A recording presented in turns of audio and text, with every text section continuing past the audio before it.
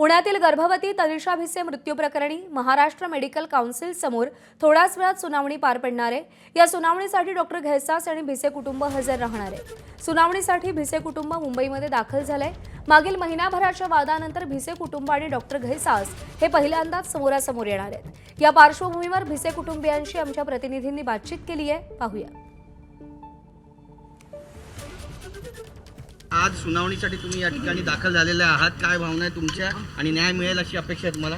आमची गोपनीय बाब त्यांनी सगळ्यांसमोर हे केली, उघडकीस केली, त्याच्यासाठी आज आम्ही इथं आलेलो आहे आणि आम्हाला पूर्णपणे भरोसा आहे की आम्हाला न्याय मिळेल या सगळ्यामधून। आज 1 वाजता सुनावणी होते, ही डॉक्टर घैसास यांना देखील बोलवण्यात आलेलं आहे, त्यामुळे दोघांना समोरासमोर ठेवून ही सुनावणी होणार आहे, त्यामुळे ही सुनावणी किती महत्त्वाची वाटते तुम्हाला?